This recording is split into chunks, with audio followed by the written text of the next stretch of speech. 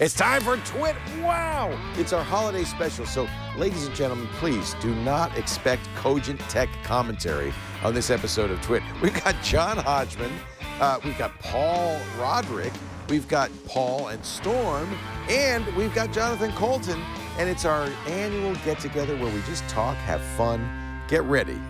The most unusual TWiT ever is next. You like my hat? Netcasts you love. From people you trust. This is TWiT. Audio bandwidth for This Week in Tech is provided by the new Winamp for Android, featuring wireless sync and one-click iTunes import. Now with free daily music downloads and full-length CD listening parties. Download it for free at winamp.com/Android. Video bandwidth for TWiT is provided by CacheFly at CacheFly.com.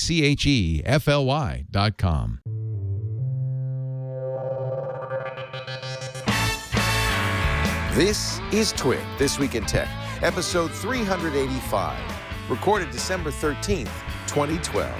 Next year, Jerusalem.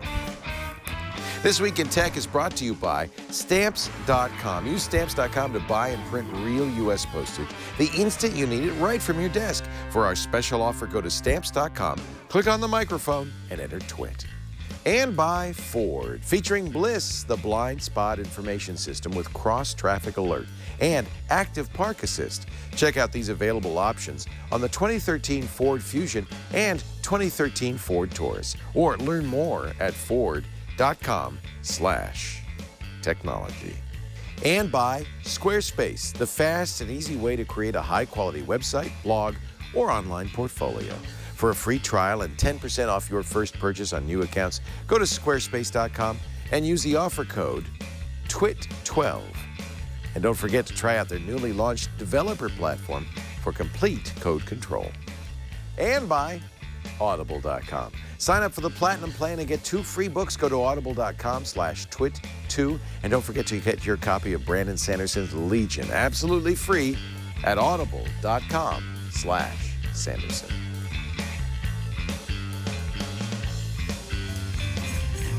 Welcome to TWiT, a very special edition of TWiT, our holiday episode, which almost didn't happen. We've got a great panel of people who are not going to talk about tech news this week, but instead the spirit of the holidays. Joining us, I want to go clockwise, but I don't know who the guy is in the upper right-hand corner.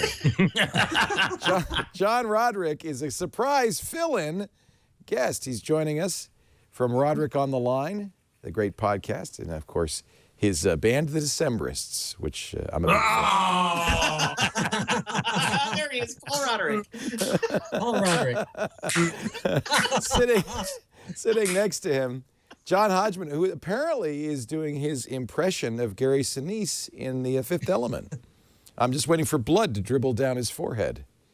Gary Oldman. Gary Oldman, sorry. Oh, Gary Oldman. I confused Gary's. But you got the fetlock thing going there. Yeah, and I got the Commissioner Gordon mustache. I love that. You know I love that. Good to have you too, Mr. Robert's band is the Long Winters. The internet knows that. The internet knows. December, winter, it's all the same. Oh. Also with us is Storm. Where's Storm? There's Storm. No, that's Paul. Oh, damn. There's Storm. There's Paul. Here's Paul. I was going clockwise. No, wait, who, where, what? Paul and Storm. You know Paul and Storm. They're very funny. But Paul did not go to Yale, right? No, he did not. All right. I wore this as a gesture of goodwill to my only Ivy person League friends. On this show who nothing didn't but go to Yale, about. actually. Honestly, Paul, that's maybe the most offensive thing you could do. Yes. Mission accomplished. Where's my banner? You're insulting the memory of a lot of cosseted white dudes. A lot of pampered, bossy, white shoe lawyer dudes. So. What you can't see, Hodgman, is that I'm wearing a pair of sweatpants that say Bula Bula on the button. Oh, yeah. Well, Yale is everything that's wrong with America. Says John Roderick. All right, that's Paul. So this must be Storm. I am Storm. There is Storm coming to you from the Black Mold Studios in beautiful Brooklyn. Greg Dicostanzo. Yeah, I don't think I've ever called you by your true name. No one does. It's best not to. It's a kind of a Beetlejuice thing. I'll just appear. So we've said it once. If I say it 2 more times, we're in trouble. He's sent back to his original dimension. Oh, that wouldn't be a bad thing. And then finally, to the left of the giant candle, it's Jonathan Coulton of jonathancoulton.com. And the funny thing about this is they're all within 1 block of each other. So we just tape off the screen to make it look like we're actually we're in the same room. That's right. Yeah. they're in the same room. We've got bunk beds. Jonathan and I both live in Brooklyn. Yeah. John Roderick lives in another major American city called Seattle. I don't know where Paul and Storm live. Baltimore and Philadelphia. Baltimore and Philadelphia. In that order. Now, somebody told me that John Roderick is kind of like the Rain Man, that you can say things and he will just say the answer just like he did right there. Right. That's right. But usually I incorporate Hitler somehow. Well, we're fortunate he left that out because this is supposed to be festive. This is our... Now, I wasn't, to be honest, I wasn't going to do this show. And Paul and Storm insisted. Well, I don't know about You can't take away one of their major. I mean, this has been on their calendar since last year. Apparently, I live for this thing, Leo. How am I supposed to get my hour and a half of Hodgman abuse if we don't do this show? Last year was such a car wreck that we just thought, I'm not going to do that show anymore. Why? No. Was it a car wreck? Was it a car wreck? Why was it a car wreck? Just like this. It was just... it was just like this. It was a terrible disaster. That was more of a train wreck than a car wreck. I want some credit for the improvement in the background. I was going to say, I was all set to ask if you had moved the cardboard box this year. Yeah, but everything that you accomplished with upgrading your background has been reversed by John Hodgman. Yeah. Who's downgraded his background? Oh, my God. He's in his bedroom with an unmade bed and some strange dude with a beard. That's Brooklyn. It's beginning to feel a lot like Christmas. I missed the sideways guitar case in the backdrop of Jonathan Coulton, though. Yeah, no, I agree. Yeah. I got one of those. I got it covered. Yeah, you got some stuff. You got some boxes and junk back there, I bet. We're in a real studio over there. Look at that. So the part of the problem with doing the show is that we have no agenda whatsoever. It's just really a chance to get together, drink heavily, and talk about the sad disappointments of 2012. Well, I'm glad I came. You'll fit right in. What are you drinking tonight, Leo? I am drinking. Well, it's an interesting concoction. It's Armenian brandy, Ararat brand, which I think is isn't that the mountain where Noah's Ark finally landed? Noah's Ark is there. Yeah. Yeah. And, that's where Noah's Ark did it. It's 20-year-old brandy, but it's kind of a concoction because I thought, well, for the festive occasion, I would throw some miniature marshmallows in it, but they dissolved almost instantly. Yeah. So that's why they use Armenian brandy regularly as a marshmallow solvent. Can I see those marshmallows go? I want to see them. It's almost like the perfect marshmallow solvent. Now I've added an orange peel to give it some flavor, but they just. Well, we'll check back in a minute or two. It doesn't happen. We're not going to stare at it for 40 minutes? We could. I'll tell you what. That would fill up a lot of the show. Why don't I do a commercial, and while I'm doing the commercial, and then we'll check back and see how the marshmallows are doing. That's how they do it on Julia Child. We're just going to take a break. When we come back, we'll pull it from the oven. I'm sure it'll be. Maybe it's saturated. Actually, I'm pretty sure that was public television. So yeah, you wouldn't know that. It's possible that I've saturated it by putting so many marshmallows in that they're no longer. Well, more brandy then. You've exceeded its marshmallow carrying load. Exactly. It's a super suspension or something. You've turned it into a marshmallow Armagnac colloid. It's hyper mallowed. You know, it's like you stick a stick in there and you tap it, and the marshmallow then coagulates on the stick. Oh, so they're non-Newtonian marshmallows. Right. Do you have a book of matches? Oh, let's try it. Anybody have any light on fire? Are they quantum That mallows? was the last time anyone saw Leo alive. Let me ask you two questions. Do you have a book of matches, and is that Santa hat made out of polyester? Yes and yes. Okay, you must have some matches. Don't you smoke something? Leo went out the way he always wanted to, with a great big glass of Armenian roasting brandy on in an his open hands. fire. Marshmallows dissolving in Armagnac. Our show, our show is actually brought to you by a local company that you guys probably know well. Here, go ahead. Squarespace.com. Let's just see. I don't know what. On broadcast television, I think there are rules about this. This is advertising. If you die, this is advertising gold for Squarespace. Gold. They'll be showing this on YouTube over and over again. Just yell Squarespace right before you do it. Squarespace!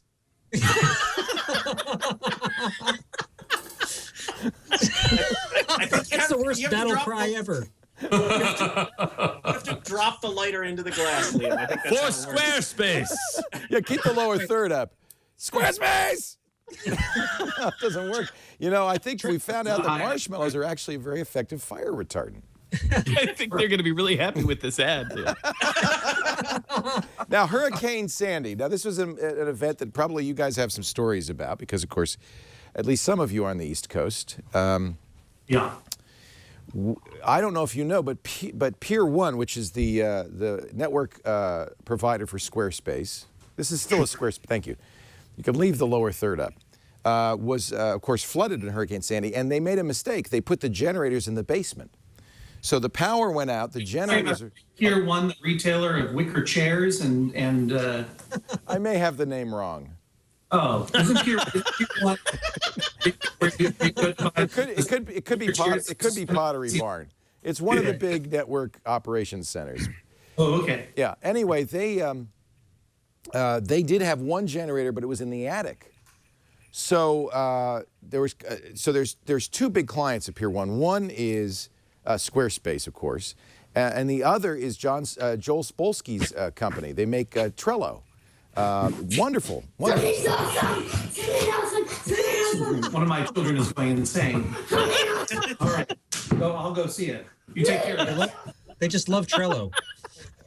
Big Trello fans. They heard there was fire happening and a Squarespace ad, and they were like, "Oh, let me see that." I hear Leo's going on and on about Pier 1. There they are. Is that one of yours, John, or one of Paul's? No. It's just a child who lives. Is that one of Paul Roderick's children? It's just one of the many children that lives here. It's one of the murder practice children. If I ever have to dispose of the body of a marshmallow child, I'll know how to do it. Dissolve it in Armenian brandy. It's gone forever. In any event, Squarespace. Anyway, Squarespace. Wanted to keep. Well, they knew that the power was going to go out, that potentially this would affect the I don't know how many, hundreds of thousands of customers. And Anthony Casalena, the CEO of Squarespace, along with some of the employees from Trello and some of the Squarespace employees, went over to the building, and they brought gas, or I guess it was diesel probably, upstairs from the basement to the generator upstairs all night long in a fire brigade to keep those servers up and running so that your stupid blog would not go down. Wow. Meanwhile, a hospital across town was having to move the babies out of intensive care. Exactly. That's dedication. Thank God they kept that generator up. They did not go down. The entire Sandy episode, Squarespace didn't go down, and that's what I call a commitment to customers, a commitment to service, a commitment to uptime, and it's one of the reasons you want a Squarespace site. But it's not even the most important reason. The most important reason is the software, the content management system that runs on top of this great web hosting. It's the best in the business. Their latest version does something called mobile responsive design. It's a site that expands and shrinks depending on conditions. So if you're watching, if you're looking at it on a big screen like this, it will fill the site, and you don't have to do anything. There's no mobile site. It does if you're looking at a little iPhone, and it works perfectly. You don't have to do anything. In fact, even when you upload images to your site, it automatically makes 7 different versions so that there's a site. Wow! That's how it does it. Right like that. Look at that. 7 different images so that your site will look great on any. Ta-ta.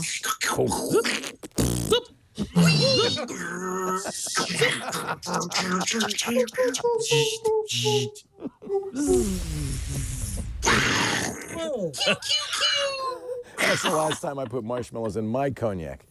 I want Squarespace. that to happen to my website, man. I don't know about your website, but I'll tell you, Squarespace sites did not go down. They never go down. You cannot bring them down, and they have such great software. They look so good. If you're a photographer, an artist of any kind, maybe perhaps a musician, you should be looking at Squarespace for your next website. And here's the deal. Go to squarespace.com, click the yellow Get Started button. You can do it for 2 weeks free. You got the run of the place, no credit card needed, nothing. Just set it up. You can import all your content from your existing blog, movable type blogger, movable type blogger, and WordPress. WordPress, thank you. They just have that importer and also exporter, so you're never stuck in a Squarespace site. And now, look at the pricing. $8 a month for the standard plan, $16 a month for the whole kit and caboodle. That's unlimited bandwidth, unlimited storage, unlimited blogs, galleries, unlimited everything. Whoa! They are blowing it up. They're at squarespace.com. Oh my God, a monster ate the Holy price. cow, that hurt. So here's the deal. Go to squarespace.com. Do try it for free. You don't need any offer code, but if you decide to buy 10% off when you use our offer code, TWiT12. You know what? We've been with Squarespace for years now. I just pray that they don't leave us.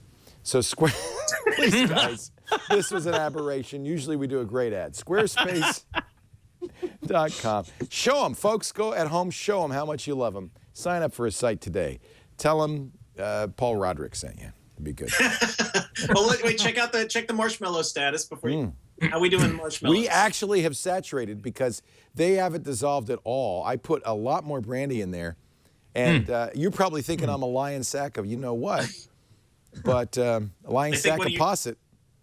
One of your PAs probably just scooped them out while you weren't looking to screw with They looked like sad old men. They were just shriveled up. It was terrible. So let's talk about, now both John and Paul have disappeared. I don't know what's going on. And by the way, you can see that this is absolutely the worst I've ever seen in terms of backdrop. John, you know what's crazy? That is John Hodgman's entire apartment. What you're looking at, that's his whole apartment. That's the kitchen there on the right. I was cleaning up. That's so nice. No, John, get into bed. Do the rest of this podcast from bed. This is something you don't usually see. Hollywood star John Hodgman in his native habitat. This is Christmas right here. This is so totally Christmas. Watching John Hodgman make a bed. You know, I would have thought he'd have made some money on that Apple stuff, but I guess should be a Tom Waits song playing. Just throw that up with more of him making his bed. Hallelujah. Making his bed on Christmas Eve. Okay, I'm doing something right now, so. it's okay. You can have the children on. I think it can't get any worse than this. I don't want you to see my children, Leo. Okay, I don't blame you. Do they look like you? And on Christmas Eve, Sort of a stuffing the pillows. sounds like Bill Cosby covering Tom Waits. And funny front. You know, Tom Waits. Put the marshmallows into the drink. I'd like everyone to know, have you finished your advertising? Yes. I'd like to tell everyone about my book. That is all now available in paperback and audiobook. I gotta keep the lights on here. I gotta keep the bed made at johnhodgman.com. Do you have some fancy exploding graphics that can illustrate this book for us? No. Chad can do it. There you go. There it is. There you go. Look at that. Nice. Wow. Thank you very much. He's good. And I'm doing a plug in there for Warren Ellis's new book, Gun Machine. Warren Ellis, a very famous comic book writer and novelist, has a new crime book out, which is really good.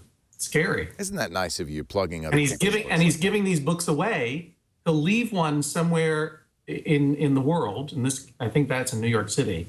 Take a picture of it, and then the first person who finds it can take it, and that might just be a random person, or the first person who identifies where it is and sends an email to him will get a free copy. I think it's a very good book promotion. But they already have a copy because they found one. No, he'll give two away. One, he'll give away one to the person who identifies where that book is from the photo. And then obviously that one he just leaves there. So whoever takes it, whether or not they're a big Warren Ellis fan or they just figure it's garbage and they have to throw it away or something. That looks like Columbia. Well, maybe you're right. It's certainly not Yale. That's the only thing I know. No. No. Oh no. Oh no. And I'm drinking. We were talking before about the origin of eggnog, and I used the internet to find out that eggnog is one of many possets of Old England. A posset being warm scalded milk mulled with wine or ale, and I decided to make some. And I didn't have any wine or ale, so I put in Fernet Branca, and now I feel like I'm drinking a pine cone dipped in Miracle Whip. Do you have milk and Fernet Branca in there? Yeah, actually tastes pretty good. It sounds it's terrible. It sounds like a medicine milkshake. Well, have you had Fernet Branca? I have, yes. It's the hipster. So you know it can't be worse than Fernet Branca. Well, I guess that's true. That's a good point. Adding milk can only improve it, really. Milk and Fernet Branca, it's a little less bad than Fernet Branca by itself. I like Fernet Branca a lot, but I like all those weird tasting things. What is, I see all the hipster friends of mine drinking that. What is that? It's very big in San Francisco. It's huge. Yeah, cooks drink it, chefs drink it after hours to prove to each other that they're still tough. Where does the origin of Fernet Branca? Here we go.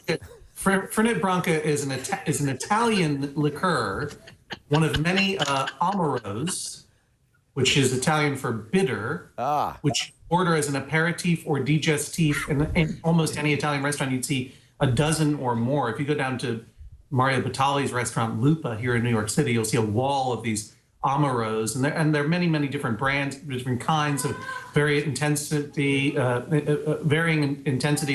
of bitter medicinal flavors. Some are sweeter, some are more bitter. Fernet Branca, I believe, was originally designed as a medicine for women who are suffering discomfort during a certain time of the month. And then you're kidding. This is Italian Midol? I think that if my memory serves, all of those bitters are medicinal. Yeah, they were medicinal. Alcohol is a solvent, much like brandy is a solvent for marshmallows. Alcohol is a solvent for herbs and spices. And when herbal medicine was the only medicine, alcohol proved to be a very effective means of conveying medicinal herbs into the body. And it worked fantastic because everyone felt great after they drank it. Sure. See, this is why I attended Yale University to learn all sorts of interesting facts like this. This is what you learn at the big Ivies. So I understand that it's Italian medicinal liqueur, and it's very piney. Pine is the. It's good. It's good. You're wrong. You're all wrong. It's become the hipster drink in San Francisco, and I don't quite understand that. I think everyone's looking for a story to tell. Maybe so. On Christmas Eve, in John Hodgman's bedroom, Fernet Branca in the mug. So, are you guys all going to do that crazy cruise thing again, the Joko crazy cruise? We sure are. We're gearing up for it right now. As a matter of fact, on this Sunday, Paul and Storm and I and Scarface will get on the very same boat that the cruise will be on to go on a test cruise for come work. on. That's it's a thing we have to do for work. That's a junket. Come on. Really? A test cruise? Like you don't know? It is a site inspection, Jonathan. How long is the site inspection? We're inspecting the site. It's 7 days in the Caribbean. And it's a cruise. We're going on a cruise. We're going on a free cruise because we want to make sure we want to prepare everything. We want to make sure everything's cool for everyone. Sure. We want to make sure all the spaces are up to our high standards. So is this the same boat you took last year? No, it's a brand new boat. We moved to a different cruise line. We're on ship. Sorry, we're on Royal Caribbean now, and it's a bigger ship. It's called the Freedom of the Seas. Oh yeah. And So, it's you know. many thousands of people. I don't. What's the capacity on that ship? Do you guys know? God. It's like 3,600 passengers. Jeez, Yeah. Louise. So It's huge. There's a skating rink. There's a climbing wall. There's a wave pool. It's insane. So I'm looking forward to seeing the ship. It's gonna be kind of awesome. I think. And when will be the Joko Cruise Crazy Cruise itself? It is on this February. This coming February. February. What is it? 10th? Is that right? Yes. Yeah. 10th to the You're going to 17th. be so sick of cruising by then because this will be your second cruise in 2 all the months. food and the islands and the sand and the beaches. It's gonna be a real drag. It has a capacity of 3,634 passengers and 1,360 crew. Wow. So says Crazy town. Wikipedia. Wow. It is a town. That's gigantic. It has a Ben and Jerry's on board. It's huge. Wow. It does. So But that it's- means it's there's all plenty of space for your prospective fans. Tell me what a Joko cruise is like. What happens on the cruise? Well, we have a bunch of different kinds of entertainers, comedians, musicians, and other. We do a couple of we do a main show every day with a couple of performers, and then there are other events. There are late night events, dance parties, and karaoke. Nice, because the last cruise year- entertainment is usually kind of cheesy. So this, Yeah, well, the nice thing is we sort of fit in around the standard cruise entertainment. So it's a Right. completely separate private list of events. And my favorite thing about it is just, in this day and age, there are all these online communities, and this is one of those rare opportunities to get together with a fantastic community of people in actual meet space. And it's really kind of amazing for all of us to have all these people that we have corresponded with and known only online, all in the same place and sharing the same experience. It's surprisingly powerful to be with real people these days. You forget. yeah. And it's great. these things are wildly successful. I mean, I do cruises with geekcruises.com, and typically it's 60, 100 people. Like MacMania, we just did MacMania, and it was about 85 people. There, you just saw a little bit of a map of the cruise right there, and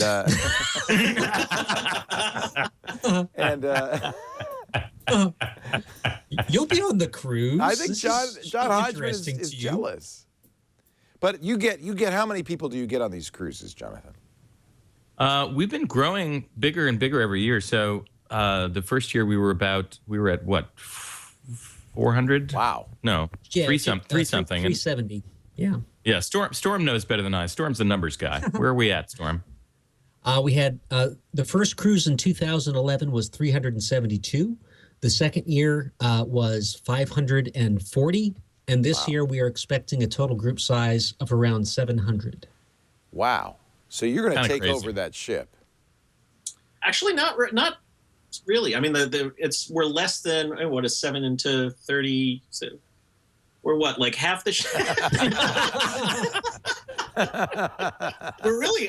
We're a sizable group, but we're really only a portion of the actual passengers on the ship. Oh, that sounds exciting. Although someday it would be fun to take over an entire ship. Wouldn't We'd it have to be? take over a smaller ship, Oh, but You're getting Yeah. there. You're getting there. not by force. Not by force. You understand what I'm saying? Some of the smaller cruise ships are 450 people. I think you could do it. Oh, we could totally do it. Yeah. But who wants We to go can on a take- crappy small cruise ship? They're not crappy. The little ones, they don't have the climbing walls, but they have a piano bar. Yeah. Yeah, let's That's nice. let's cram 400 people into a piano bar. That sounds like a blast. The Somali pirate cruise? That's the one we want to go on. Did any of you ship? did any? Oh, look, there's a small. It's great. This is like How to Succeed in Advertising. John has grown a small head Oh, on his good shoulder. reference. Yeah.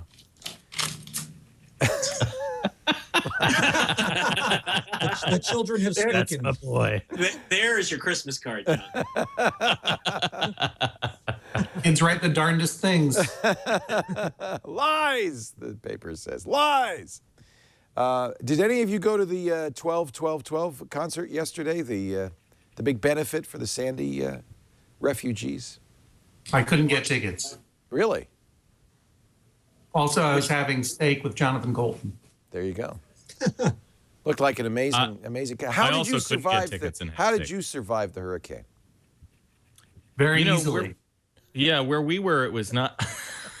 It looks like there might have been some dental damage, however. Yeah, that's the only problem. Where we were, there was just some rain and some wind, which is why it was so weird to see other parts of Brooklyn that had been completely that's amazing. leveled. We were in Park Slope, so we were protected by our dome of liberal sanctimony.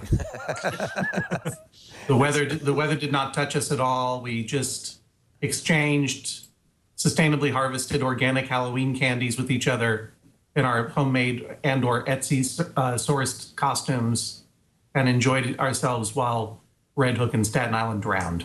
It's amazing, the kind of the localization. No, it was terrifying, and you know, everyone thought that it was just fine, but then over the next couple of days, you began to understand better the damage, and of course, then we started to run out of gas, and we started to run out of food. ATMs were running out of money. The very thin veneer of civilization was beginning to chip away. Luckily, I had already put samurai swords all over my car, and had started driving around with my shirt off, wearing a gigantic wrestling mask. Well, and is that when John Roderick moved in with you? Yeah, John. What are you saying? What? Now your child is. I should say, for those of you listening on audio, and there are a substantial portion of our audience does not see what is going on, that John Hodgman has a small child on his shoulder who has written a note. What does that note say, John? It says, big lie. Oh, it says, big lies, huge lies. That's nice. You've trained her well, John. Yeah. That's right.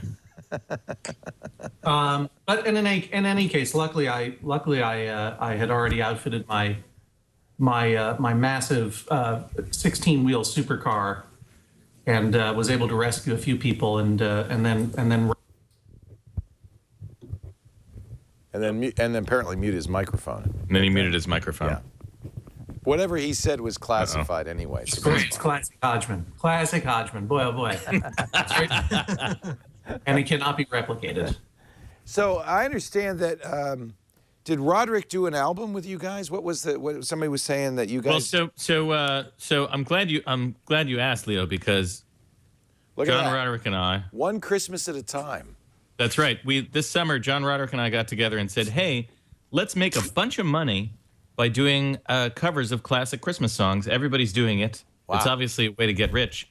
And then when we got together, we realized we didn't like any Christmas songs, and so we wrote our own. So it's an album of all original Christmas songs, which is maybe not the best way to make $1 million, but it was a lot of fun. We did it very quickly and enjoyably this summer. And is it weird doing Christmas songs in the summer?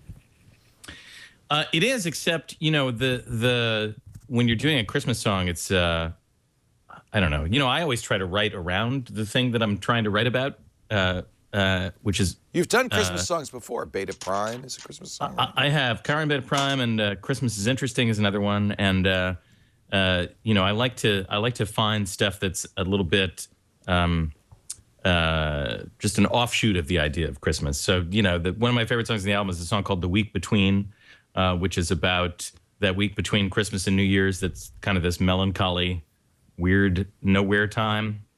You're just not. Go ahead. Go. Don't let me interrupt. No, I'm not going to stop. I'm not going to stop just because. That's because he's. It's kind of funny that Hodgman's going to yell at us about advertising. Of all people, John Hodgman, who got his plug in before. I love commercials. Yeah, I love commercials. I know you do. Guys, are we still talking about Squarespace?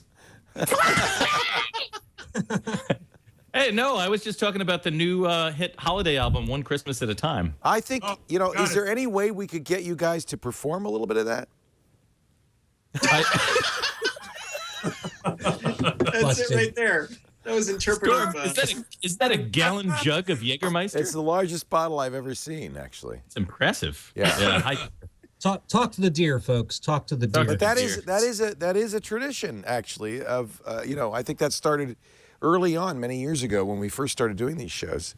And it's become the a Jaeger is tradition. an important part of the show. It is. And now Storm's the only one representing. Yeah. I have my bottle. I have my bottle. I'm having some apple juice here. Somewhere my bottle is. You have 2 fingers of apple juice, Jonathan?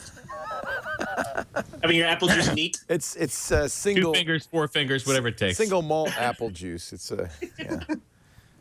There you go. There we go. Oh, yeah. Look at that. Look at that. Wow, big bottle. That's a plenty big bottle of Jaeger. Is it as big as yours? I don't know. Well, I don't like to brag, but it's pretty The big. camera bottle. adds 10 pounds. Storm. So there's Pour it on the probably no marshmallows, way, Theo. given Pour it on the marshmallows. Pour it on the marshmallows. Oh, they've already started to. Oh, they're let's see. started to go, yeah. Yeah, let's put a little. I don't know how we could perform with the. I imagine there's some crazy Skype delay that would make us sound terrible, like bad. You know what, musicians. Jonathan? We've played under worse conditions than that. Here, let's just see if we can clap along together.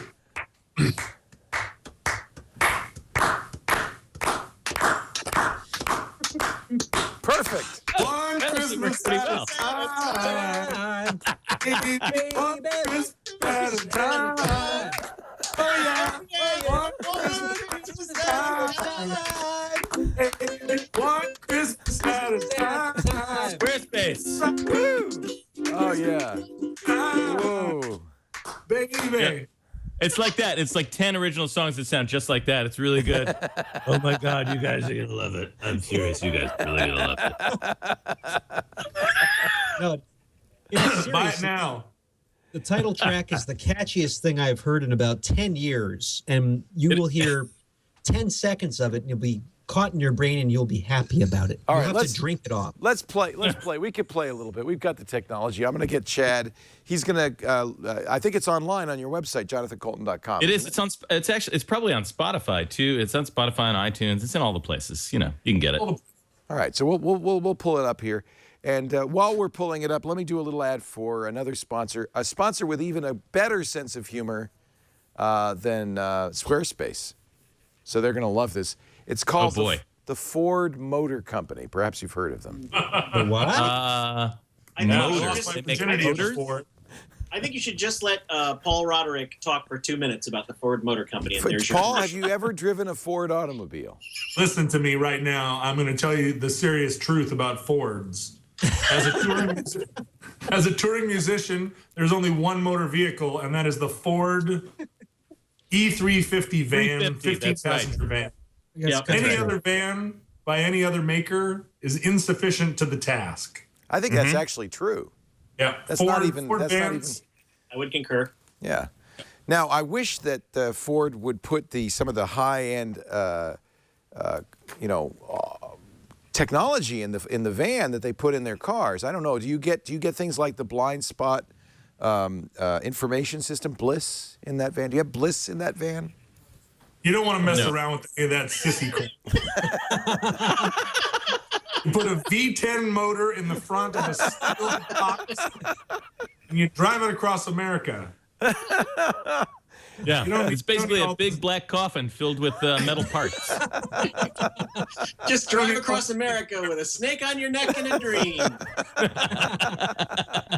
Well, for those of you that are not doing that, you might want to take a look at Bliss. Bliss keeps you from driving into traffic. You could use this, John. Look at Watch what happens. It's got detectors, some sort of sensors on the rear quarter panels of each side that detect blind spots, and when traffic is in your blind spot, it'll actually warn you on the mirror. It has a little visual, and there's an audible tone that lets you know that there's a car in your blind spot. Now that's a good thing. Here's another thing that will help you in those same situations. That is learning to drive when you are young, and then continuing to practice driving as you get older, and checking your mirrors and not being a dope. I'll give you a E350 van. It's a big blind spot there. Now, how about this? This must have happened to you once in a while. You're backing out of a parking space. I guess it doesn't happen in an E350 van, but to me, I'm driving a Ford Taurus, or I'm driving my Mustang, or perhaps I'm driving the 2013 Fusion, which I'm very excited about. And there are two E350 vans on either side of you. You can't, as you're backing out of the parking lot, you can't see around the back of the van. But this is so cool. It actually has, it will look around the corner and let you know if there is if somebody out there driving along. It actually bleeps at you. Now, that's pretty cool. Does every car come with an autonomous drone flying camera? So They're getting very close. They're getting very close. How about this? Have you ever used the the active park assist in a Ford vehicle?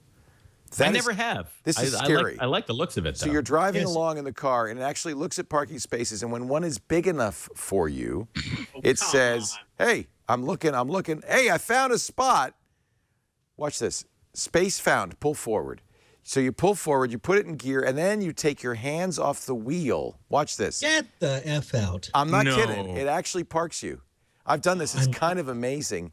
It does all the geometry. It does parallel parking perfectly. And then you, now this is key because I didn't do this. You take it out of gear and you turn off the engine. I actually let it back right into the car behind me, but that's me. I am very interested in John Roderick's opinion of this technology. What do you think, John? The problem is that natural selection should be weeding out drivers that can't perform these simple tasks.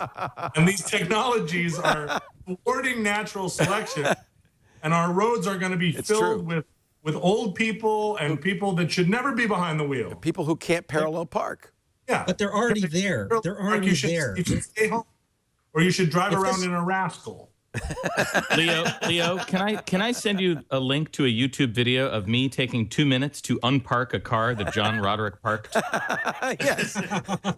Send the link to Chad, and we'll put it on the air. All right, I'm going to send it to Chad. So it's really it's great. It's great for falling asleep. We're going to get Alan Mullally, the CEO on the show of Ford. He came from Boeing, where he had designed the 777 cockpit. He's an expert in avionics. And one of the things I asked him, I said, when are we going to get a car that drives itself? He said, never. Now, I don't think that's true, but I think that's their position right now is, look, we're not designing cars that drive themselves. That scares people, but we are doing what we did in the Boeing cockpits. You still have a pilot, but what we're doing is we are helping the driver be a better driver by giving them the kind of information they need to be a better driver. Same thing we did on the Boeing cockpits. We give them the information, but ultimately it's the human in control. And that's what's so cool.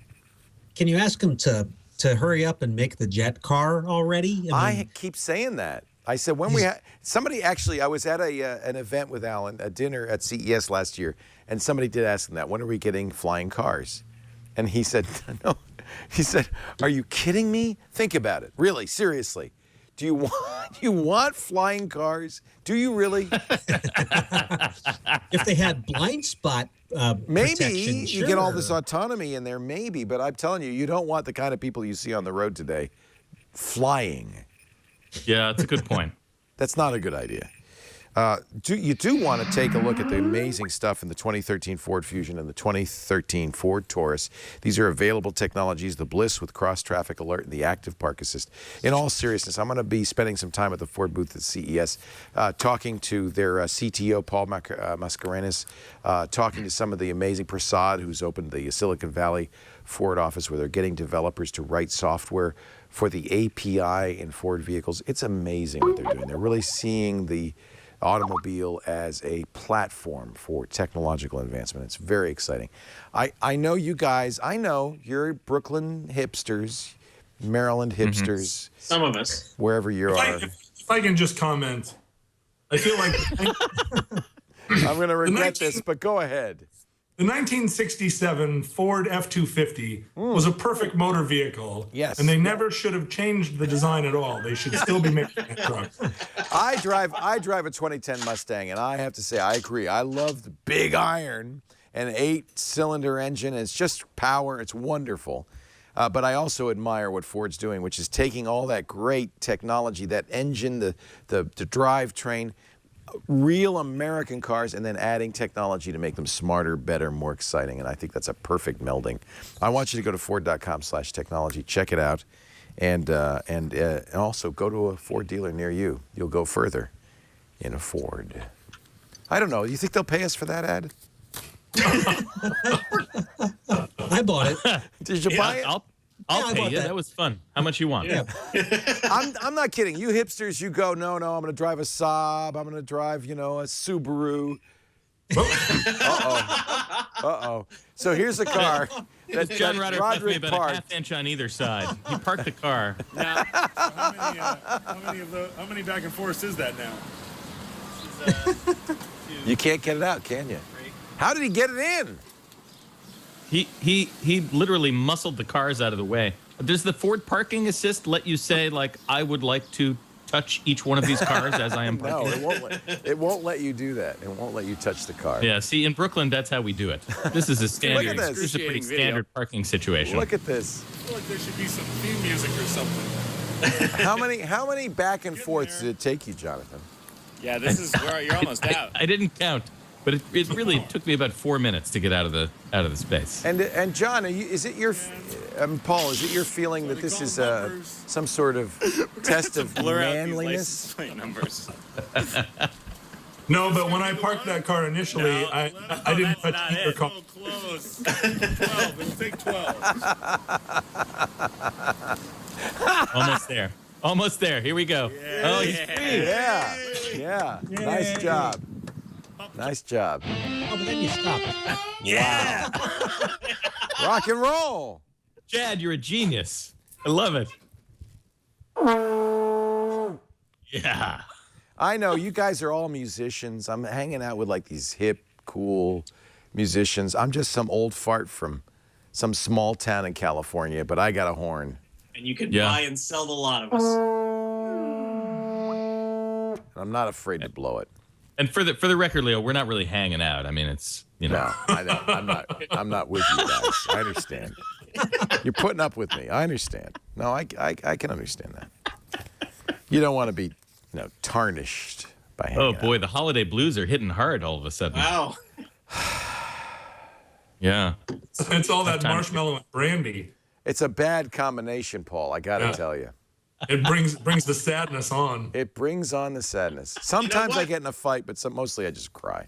I was skeptical, but looking at that glass, there is decidedly fewer and smaller marshmallows in it now. No, it's working, but it's not working as well as it did the first time. It just dissolved. It's not like actively smoking now or anything. No. Yeah, and I think we have reached marshmallow saturation. I think the problem was we were expecting peak marshmallow, it to be like Leo. the end. What, Storm? Well, I was going to say we were expecting it to be like the end of Terminator 2 when he goes into the mix and it's all gooey, and it just didn't play out that way. So I think it was just the expectations were too high. I probably oversold it. I am sorry. I just didn't expect that. I thought, because you put marshmallows in hot chocolate and they'll sit there and they're float and you can, they last for a while. And I thought that was my expectation. And it turns out in brandy, they were gone. They don't last a long time. Yeah. You know what would cure those holiday blues, Leo? What would that be? Perhaps a web series musical, such as one that is coming out soon by Paul and Storm that I would love to plug right now. All right, please do. Go right ahead. Anything a Yale man says, I'm interested in. And it has blind spot protection. Yes. Does it have blind spot protection? Or serious? It does, and it has parking assist. What is this? Is this a new project for you guys? This is a new You project. talking about Learning Town, Paul? What's that? Yes, I'm talking about Learning Town. Learning Town? Oh, that Internet. doesn't sound good. That sounds educational. All the cool hip musicians are talking about it. What is it? What is it? Learning Town. It's all anybody talks about now. Storm and I have just finished filming a web series that comes out on January 15th. The series is called Learning Town, and it's coming out on the Geek and Sundry YouTube channel, which is Felicia Day's YouTube channel. Oh, you're spending some of that YouTube money. Spending some of that good YouTube money. Spending some Google money. We filmed it at their brand new studio space. Like in LA? They just opened up in LA. You went to the LA space and you filmed that? Yeah, we filmed before they even opened. We got to christen the studio. It was pretty great. I understand they have like state-of-the-art green screen, and they don't have any Armenian brandy. They had no Armenian brandy, but they have everything else that you could ask for. It's pretty great. Yeah, but it's a musical. It's 10 episodes. It's about a comedy music duo named Paul and Storm who take over. Oh, so it's like Flight of the Conchords. Kind of. With a little. But then we take over an old-timey children's kill show. Kilt? Sorry, I'm thinking Kilt? of. Is it a kilt factory? Because I would love that. No, they take over a children's show. There we go. Hey, look. Paul, it's I'm our Storm. trio. Together we're Paul and Storm. We have a brand new web series called Learning Town. Yeah, but we blew all our budget on the title graphics. That's why we're in this empty room. So without any further ado, roll the title. Learning Town. That's Comic Sans. Comic Sans. Stop it. Comic Sans alert. Paul and Strom. Paul and Strom. That's good. That makes me want to watch it. So it's this duo. They take over a long-running children's show after the original host dies, and they're completely incompetent at it. That sounds good. That sounds good. We're very excited about it. It's a lot of fun. John Roderick thinks it's awesome. Yeah, I do. It's true. Paul and Storm are very, very talented young men, and I support all their endeavors. I have to say I've read some of the script and I've heard some of the songs, and it's the kind of thing that I'm so happy to see Paul and Storm doing, because it's the kind of thing they were born to do. I'm very excited to see the finished product. Is it like a children's show, but it kind of got grown up a little bit, or what? I mean, yeah, we say it's not for kids. Yeah, it's the children's show is the show within a show. So it's like when the drunk cigarette. Yeah. That's where I was going, but okay, yeah. Paul just kind of illustrated that in a graphic fashion. Yeah, it's all about puppets having sex. No, it's it's about the people behind the scenes trying to keep the burning Viking ship afloat. And so that's cool. So did Felicia Day call you to get involved in that, or? She called us personally. That's neat. She begged you, right? Didn't she beg you? I believe. Wasn't she on her hands and knees in some sort of skimpy outfit begging you? Beg is a strong word. That's just your fantasy there, Jonathan. So now you met her probably was it the Geekapalooza thing that you did? No, we actually met her. We kind of stalked her over Twitter. Okay. In an only semi creepy fashion.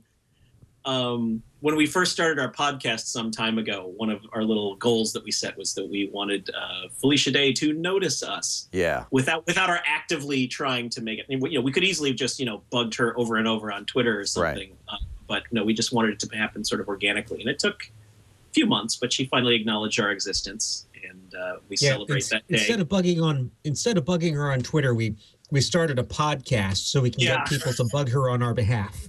Exactly. But she was part of Woodstock. She showed up at Woodstock, right? She has appeared in a couple of Woodstocks. Yeah. We, along with every other nerd celebrity. Right. Will Wheaton. Yeah. That's everybody. Jonathan Coulton appeared at one. John Roderick has been in one. Yeah. I've never been asked to or participated in any Woodstock. Oh, you know what? We have to change that. That cannot be true. We need some Leo in Woodstock for sure. But see, I don't have a talent, so it's important. I think that one have a talent. You can be like the guy. Go ahead, Storm. That's the beautiful thing is we actually look for people who do things that are unexpectedly talented. So I could set whiskey on fire.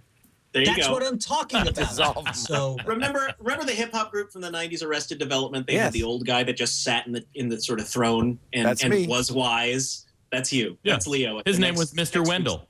Yes, it wasn't now. No. I'm wrong. Oh, that's about all I'm capable of now. Is just kind of sitting there. You just sit there in the chair and drink and look regretful. Yeah, that'd be great. Set a great tone. It's more or less what Will Wheaton does. Yeah. Are you done with Woodstock? Are you going to do some more? No, we still do them. We got one coming up very soon. I think we're like a day away from being able to officially announce it, but we have one coming up in the Pacific Northwest, and we should be back at Comic-Con, San Diego Comic-Con this summer. That's pretty much the only way we know everybody's going to be in the same place and has a night free anymore is at Comic-Con. It's tough to make them happen anywhere else. You'll have to forgive me, but I don't feel akin with the young people today and their kind of the geek culture thing. I don't understand that. Well, we're not. Oh, go ahead. Have you ever masturbated to a comic book? No. No. Well, I can't help you then. How about a motion comic? I think there's a great divide between those who have and those who haven't, and I'm on the other. That's very interesting, Leo. You don't see yourself as a part of geek culture, because I think of you as kind of a proto geek icon. Well, I remember that's watching it. Maybe screensavers. I was before there was geek culture. I was there, and I was kind of the midden, the fertilizer from the Rosa Parks of geek culture, Leo. Yeah, that's it. That's exactly it. I made sure that geeks could ride in the back of the bus, or the front, or whatever part of the bus you want. No, I don't. It's funny. I just don't. You nailed it. I just don't feel. I don't understand it, to be honest with you. I don't get that. It seems. Well, what do you mean you don't understand it? This is interesting to me. What do you mean? It's got good. It's a whole thing. Well, did you see The Simpsons this week? It was all about the hipsters, and they had left Seattle because it was played out. There were restaurants with 2 branches there, and I'm not going to let my kids anywhere near that. And they came to Springfield, Missouri, and they were hipsters. They were into, she had a master's degree in mid-century kitsch culture.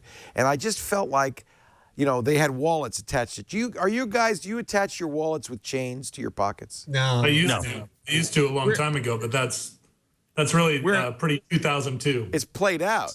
You've moved on. Yeah. Sure. So, see, to me, I just don't. It's like, what? Well, I do think that geek culture had a rise to power, and now is in the process of becoming played out in that way. I mean, I think it's mainstream, and this is no good. Yeah, this is that's what exactly happens. right. It's become mainstream, and now it's not. It was like when it was like, now see, I'm a child of the 60s, when Flower Power turned into stretch pants at Kmart's with big daisies on it. It was like it had become pop culture.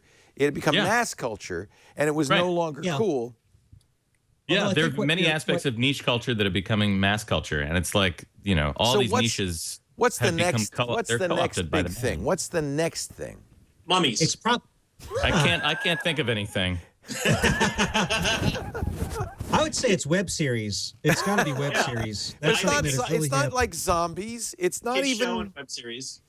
It's me. I am the next big thing. I think you are, Paul. That's what it looks like. Because I've never heard of you, so I think that's what makes it. That figures. I think that makes it key. Yeah, seriously. I don't know. It's going to be interesting to see what happens over the next 10 years. I mean, you think about what geek culture was like 10 years ago, and the way it is now, and it's been a very fast and wild journey from there to here. So what are the lodestones of geek culture? Comic books is obviously one.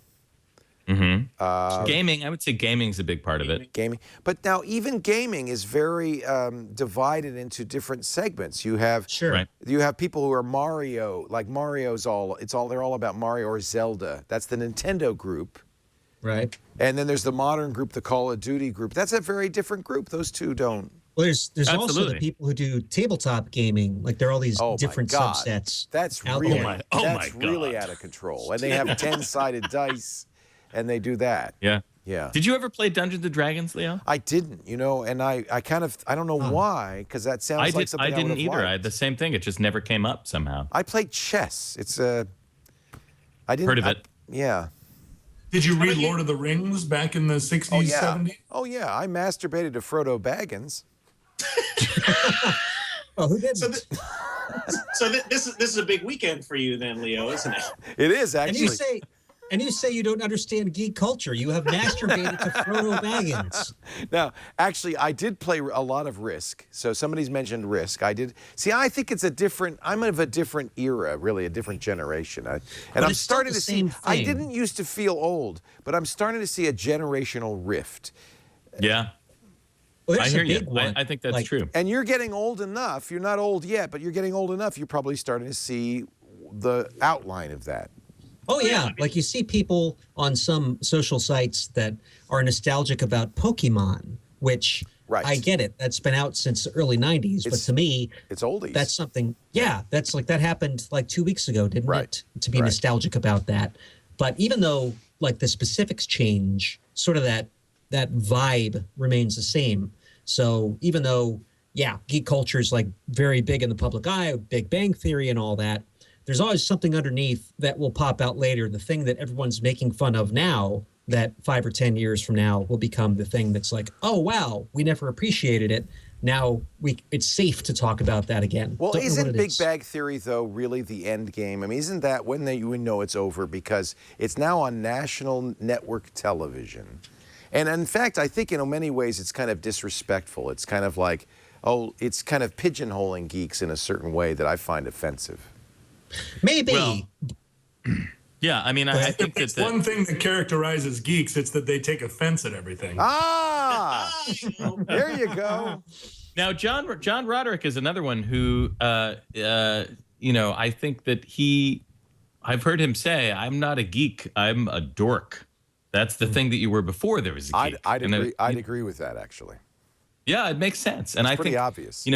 Geek has become this, it's become a flag that you wave on top of the stuff that you just like because you like it, and Star Wars, like, Paul and Storm's album title, Do You Like Star Wars? The reason that joke is funny is like, of course you like everybody likes Star Wars. I hate Star Wars. No, I hate Star Wars. Do you hate Star Wars? It's terrible. Stem and stern, you hate Star Wars. Yeah, it's terrible.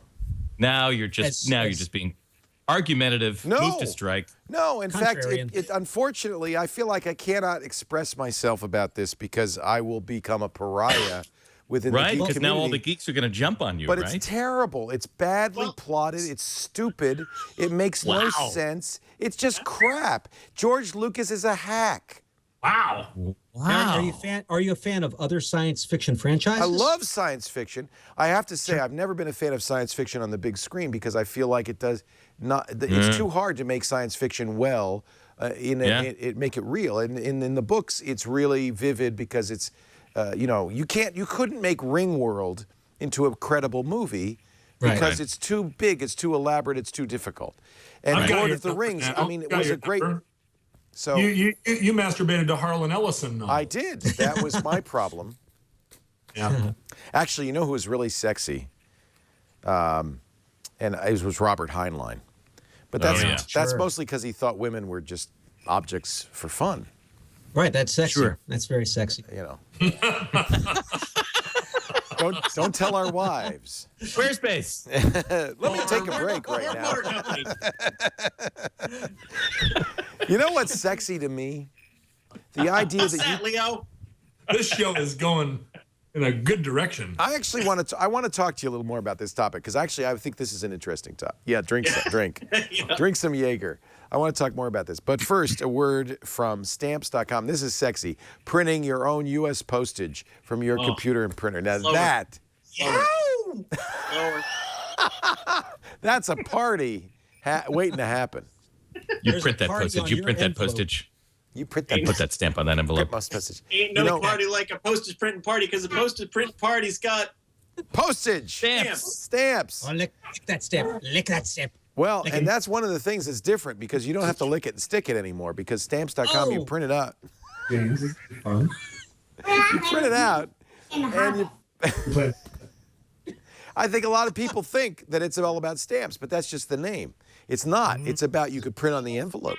You could print your logo. You could have a little Paul and Storm right there on the logo. Lick that envelope. Lick that whole envelope. Print that logo. Yeah. Oh, you like that logo, don't you?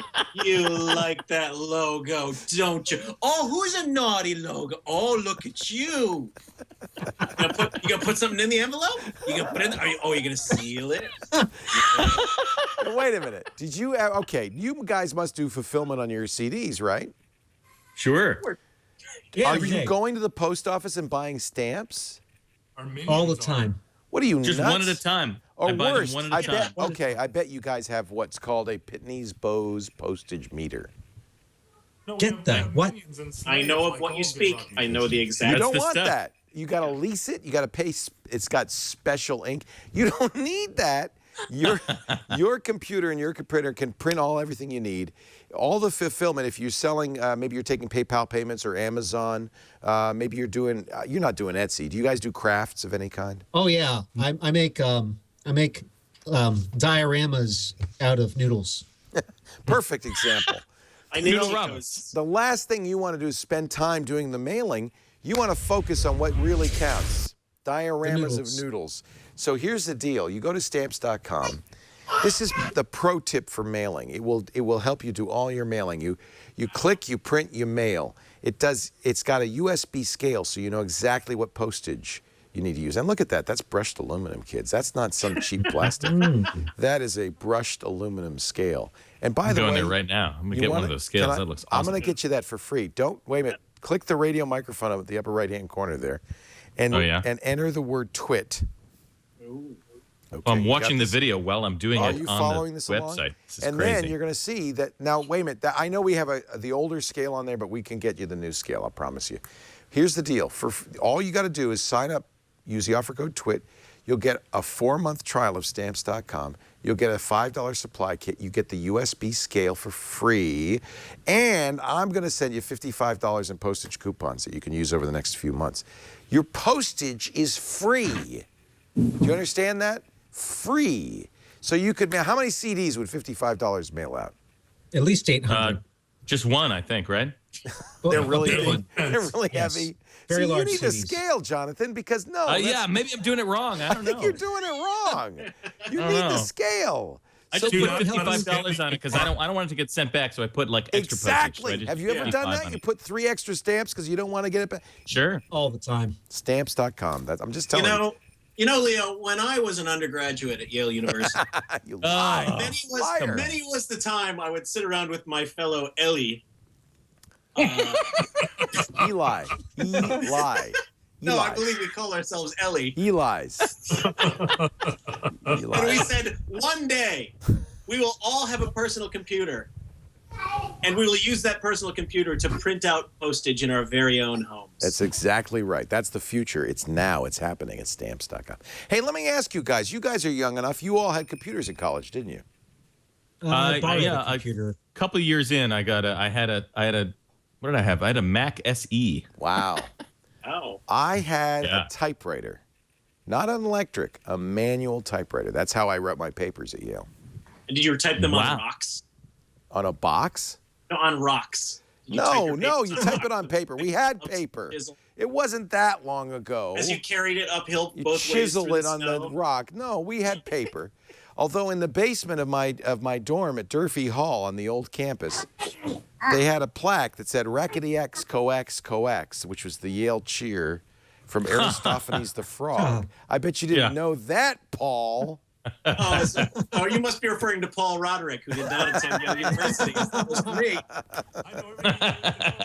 You know that. Ask anything. Where did Hodgman go? What happened to Hodgman? Yeah. Now you're realizing what trouble you're in. No, actually, I'm actually thrilled to have Paul Roderick because Hodgman's played out. Yeah.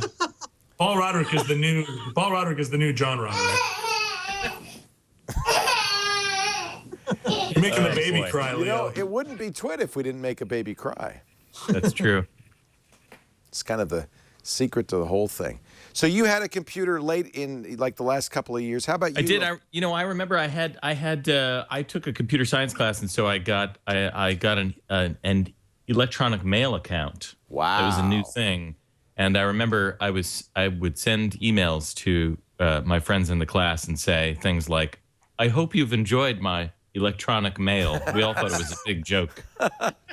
It was Yale.edu. It was I actually still have a Yale.edu address, but we didn't have them when I was in school.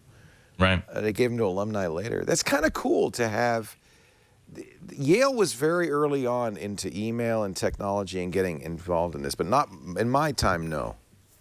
No, but it was exciting to be there when it was just starting, though. It was just because it was still like such a crazy idea. You were there in the 80s or 90s? 90s. I graduated in 89, so 89, end of the 80s, yeah. How about Paul and Or Storm? no, sorry, 93 was college. Sorry. 93. He's thinking high school. I forget. 93. Well, what about you, Paul? What is what? I bought a 286 in Wow. the end of my senior year of high school. Brought that, and I brought that to. Wow.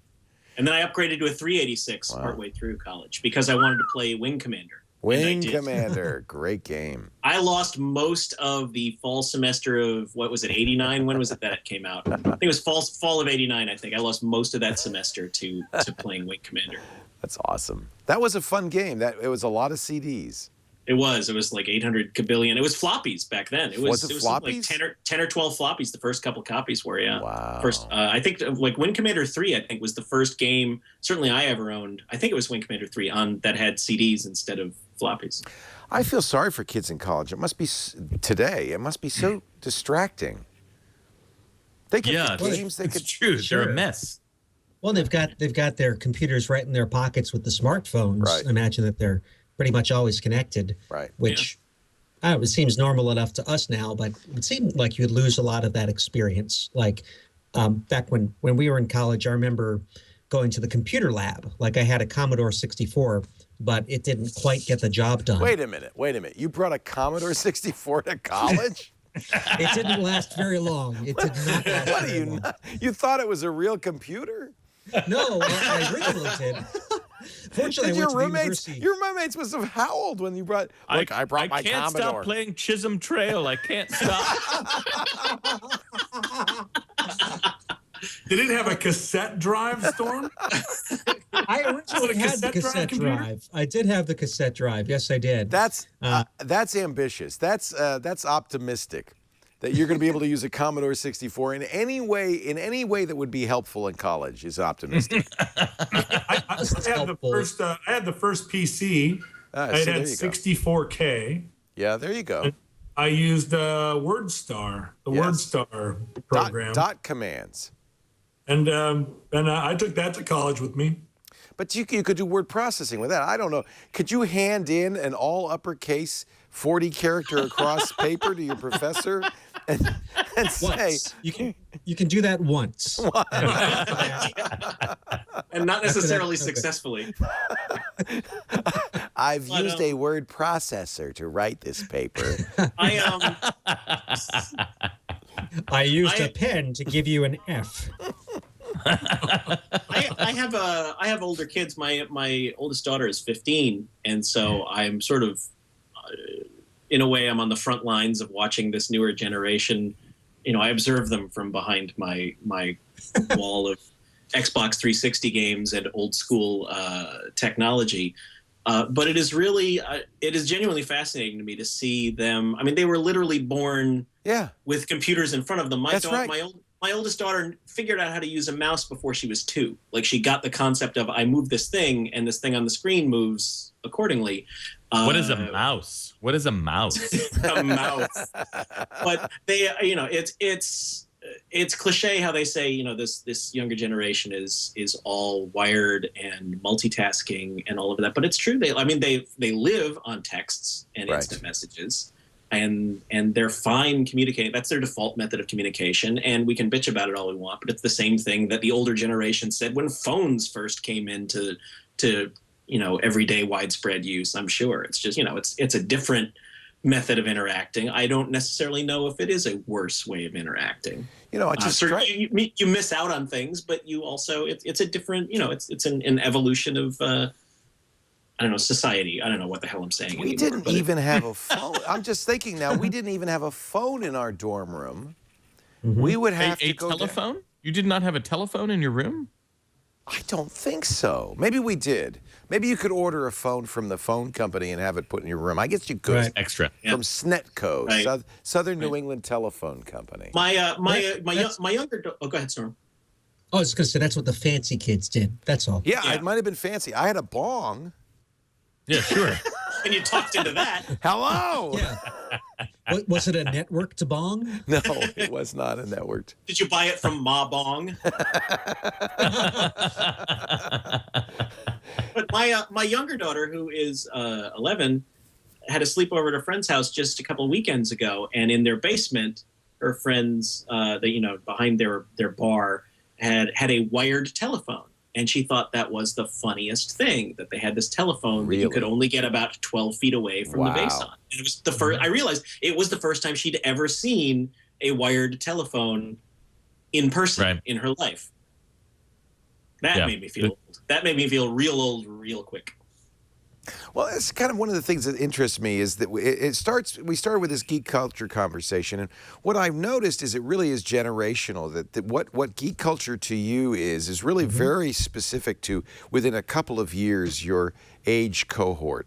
And you're seeing that with technology in general now, that and so it'll make you feel old faster, because even within a few years, that we weren't into Zelda, we were into Galaxian, or I don't know what the hell it is. Yeah. Oh, it's true. They all overlap, though.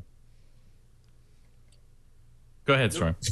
Oh, sure. Just going to say they all overlap, and some of them are very short. Like if you weren't in 6th grade in 1992, you wouldn't get this. Right. But there are others like Star Wars that span longer periods of time. But maybe that's why I'm not a Star Wars fan, because I was in college. I remember waiting in line in 1977 to see Star Wars. So I saw it, unlike you guys, I saw it as an adult or close to an adult. That's the big difference. I was 21. And so I had a it really is a child's story. It really is like the Wizard of Oz. It is.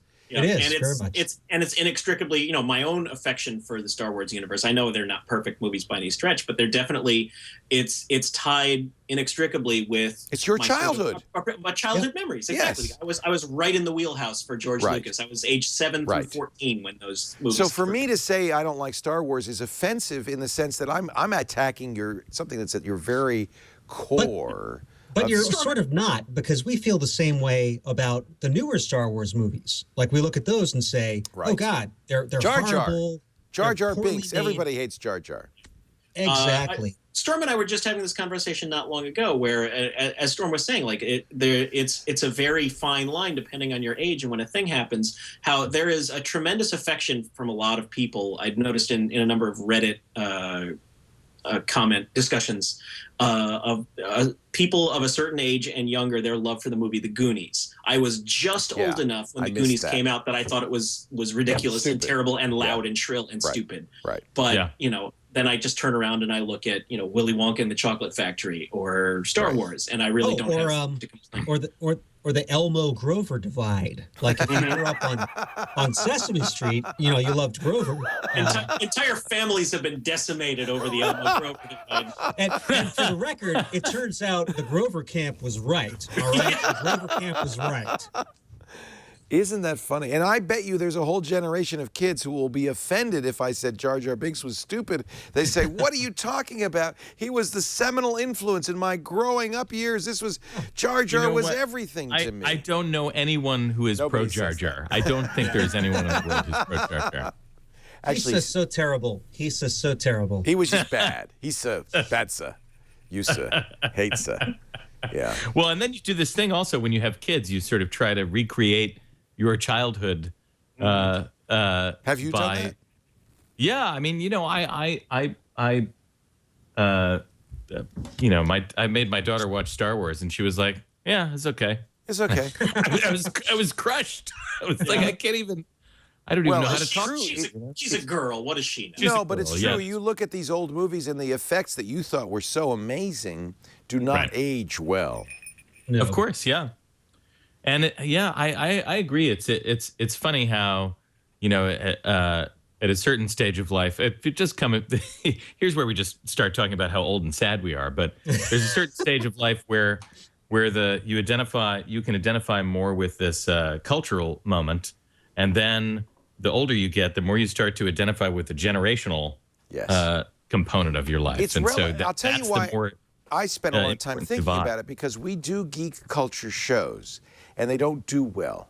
And I think that the same reason our gaming shows don't do well is because it's a very chopped up segment. There's no, for instance, John Slanina, Jamberby, who's my age, was just saying, we're of the Buckaroo Banzai generation. And that's really true. But if you say Buckaroo Banzai today, most people go, I don't know what you're talking about. And so I think it's a puppet. Yeah. So you can't. It should be a puppet. That's how we can reintroduce Buckaroo Banzai to the masses through puppetry. But it's hard to do a show for gamers, and it's hard to do a show for geek culture because there isn't one thing. Yeah, it's a medium more than a culture. It's like talking about gamers is like talking about piano music. Well, there's a bunch of different types of piano music. Right. There's ragtime is the only kind of piano music. Ragtime is I would submit it's gotten worse because of how fast culture is moving. That it is really now a very narrow slice. I could ask you 5 questions and name and say exactly how old you are by just saying Brady Bunch, yes or no. Buckaroo Banzai, yes or no. Mario, are you Mario Kart?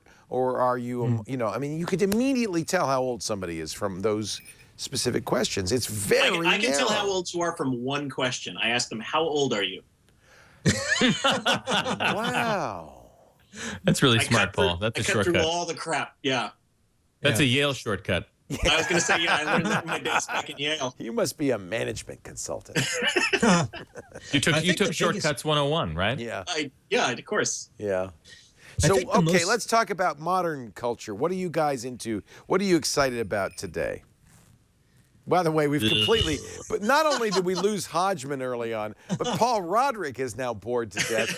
And all we have joining us now, Paul Hodgman's bedroom. I'm into beds. John I Hodgman's think beds are really awesome. He made it. I got to say, it's made now. Like it is neat and tidy. Even the children have left. Yeah. Do you know what's interesting, Leo? I find it harder and harder to be excited by current cultural stuff. You see, you're jaded and bored like the rest of us now. Yeah, That's I feel like I only listen to old music anymore. Because I'm a musician, I get this all the time. It's like the classic last interview question: who are you listening to now? And I'm like, the Beatles. Well, it's especially challenging for a musician because you're supposed to be, this is your medium. You're supposed to be an expert and you're supposed to know who the hot new things are. And it's the Beatles. Yeah, and the truth is I don't like the hot new things. Yeah. Because I'm an old man. I'm an old man who's very sad I would and tired. submit, for me, maybe this is true for you, it's more cowardice. Because the other thing that happens is if you say Mumford and Sons, you're in a box. Yeah.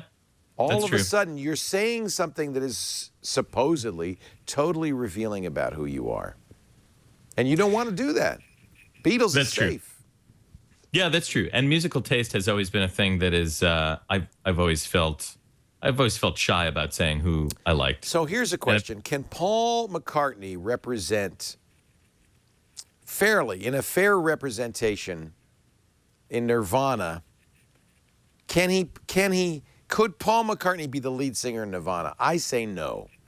I would agree no. You mean as a going concern right now? Well, he did it, didn't he, at this concert? Well, they sang a song. He played Kurt Cobain, but he did the Kurt Cobain part. No, well, I mean, the thing is... That's weird.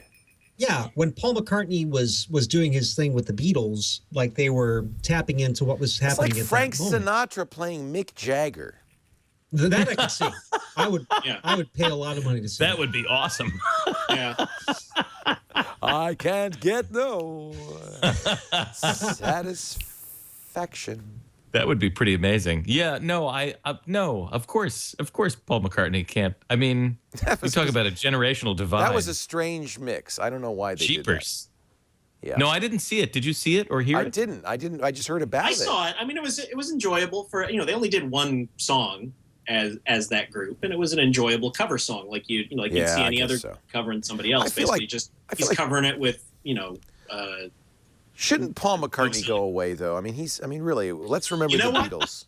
You know what? It's funny. I sort of normally would feel that way, and then I happened to be up and watched. I caught the last couple of songs of Chris Martin, and then whatever his name is from Coldplay, and then Paul McCartney came on, and he just put on a good fucking show. He was That's great. Paul McCartney is probably my favorite musician of all time, and it just sort of it doesn't matter to me that maybe he's not doing whatever is the newest, hottest thing right now. He just has this natural talent that will always be part of him. So he's though royalty. At this point, he's royalty. He is really royalty. is. And just like the Queen, he should just die. No. Damn. Squarespace. That's a joke. That's a joke. I'm joking. I went for the joke. I went for the cheap joke. He should die just as the entire Hodgman family has been murdered. He should either die or Roderick. jump out of a helicopter with Daniel Craig. That would be okay. That would be if amazing. he dies tomorrow, we know who's responsible. All right. It's my fault. I've had a little too much, what is this, Ararat Armenian brandy with marshmallows. Yeah, do not mix your marshmallows and brandy, kids. That's one thing I learned at Yale, right? Right, Paul? That's absolutely right. Yeah. I learned it in my third form at Yale. Third form. Yeah. Yeah. Yeah, we called him forms. Sure, because it was on the British model. No, we didn't. Sure. No, we didn't. I did. I have to say. I have to confess. I learned one thing. I did learn. In fact, it's probably the only thing I learned at Yale was not to drink, because I drank so much that I realized that I was not going to have a liver if I didn't graduate, but I learned not to drink. You learned how to hold your liquor. You learned how to drink responsibly. Drink responsibly. Like a Yale man would. Like a Yale man. There was so much booze. And now I went there, I was young. I was below drinking age when I went there. And they don't care. They said, have a Bloody Mary. It's time for the big game. So they were still talking like that when you were there? Yes, we all talk like that. Yeah, it was fun with that. I went to Yale with a guy named Dink Morgan. Dink Morgan? Dink Morgan. He used to snort cocaine with $100 bills. That's the only way you could talk without letting the pipe fall out of your teeth. He did not open his teeth. So let me ask you. So you were in the Whiffenpoofs. That's right, acapella, old chum, I acapella. love the Whiffenpoofs. Give us a little chorus. We are little lost lambs. Let's all do it together. Oh, the tables down at Maury's. Where the place where Louis dwells. Nobody wants to hear the Whiff and Poof song. I love that song. I do too. We are little lost lambs who have gone astray. Pa, pa, pa. Yeah. That's my new ringtone for when you call me, Leo. But see, in that song, it's all actual places. So there is a Maury's. There is a Maury's, yeah. Which I think I believe Maury's went bankrupt over the last few years. They're back. They closed for a while, but they're back. I haven't been there in their new incarnation, but yeah, it's this weird throwback restaurant, like members only restaurant, and the Whiff and Poofs sing there every Monday night. It's kind of awesome. The place where Louis dwells was Louis' Lunch, the originator of the hamburger. Yeah, sure. You mean the hamburger? I'm sorry, the hamburger. The hamburger. I can't open my mouth. How do I? My teeth. If I opened, the money would fall out, so I have to keep it closed. Our show today is brought to you by Audible. Now, surely you guys could get behind Audible. Where the hell is Hodgman? He's got a book on Audible.com, and is he here? No. He's at Audible headquarters right now. Recording book 4, probably. In fact, Coulton, you're on those books, too. I am on those books, yeah. So in a way, I'm on Audible.com. You are. You performed the furry old lobster on the first one. I did. The areas of my expertise. Mm-hmm. You sang the songs of the States?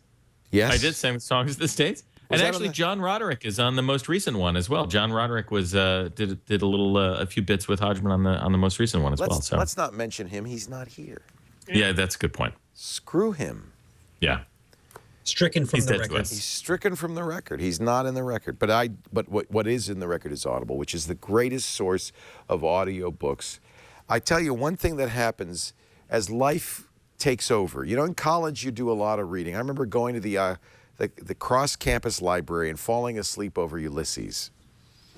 Actually, I still fall asleep over a book. That's why I cannot read a book. I'll read one page and it's right away. It's a great way to go to sleep, but I want to read, and this is where Audible is great. While I'm in the car and I can't fall asleep, or I'm at the gym and I'm working out, or even while I'm doing housework, walking the dog, I listen to audiobooks from Audible.com, and they're so great. 100,000 titles, everything. Nowadays, it's just kind of done. It's the done thing. When you put out a book, it's on Audible as well as in print.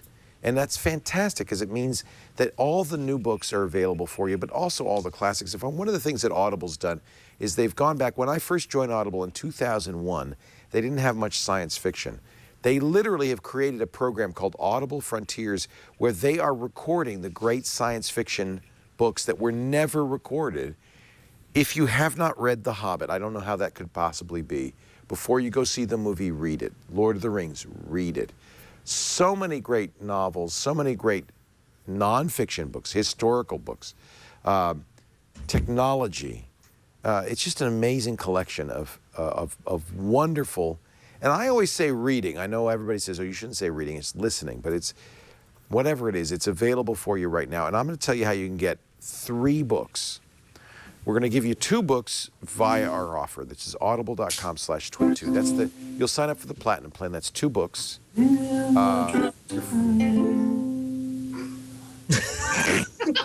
Jesus. An old man said to me. He's back. Is this still happening? It's still. You wandered off, and the show's still going on.